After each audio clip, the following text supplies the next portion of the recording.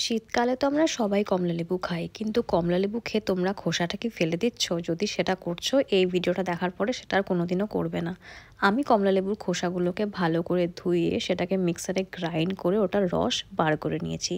এরপর আমি এটার মধ্যে মেশাবো হচ্ছে গুড ভাইবসের এই রোজ ওয়াটারটা। তোমরা যে কোনো রোজ ওয়াটার দিতে পারো, আমার কাছে এটা ছিল, আমি তাই এটাই দিয়েছি। আর সাথে দেবো আমি 2টো ভিটামিন ই ক্যাপসুল। এবার এই 3টে জিনিসকে একসাথে খুব ভালো করে মিশিয়ে নেব। এরপর যে কোনো পরিষ্কার একটা স্প্রে বটলে তোমরা এটাকে রেখে দিতে পারো। 10 থেকে 15 দিন তোমরা এটাকে ফ্রিজে রেখে ইউজ করতে পারো। তো হয়ে গেল তোমাদের বাড়িতে বানানো ভিটামিন সি টোনার, যেটাকে তোমরা ফেস ওয়াশের পরে ইউজ করবে। এই টোনারটা ইউজ করলে তোমরা 3 থেকে 4 দিনের মধ্যে ফেসের মধ্যে একটা আলাদাই গ্লো দেখতে পারবে। এই টোনারটাকে তোমরা দিনে 2বারও ইউজ করতে পারো। আর এটা আমার স্কিন কোনো ফিল্টার ছাড়াই, তো তোমরাও বাড়িতে এটা ইউজ করো আর আমাকে নিশ্চয়ই জানাবে তোমাদের কেমন লাগলো। দেখা হচ্ছে পরের শর্টস। টাটা।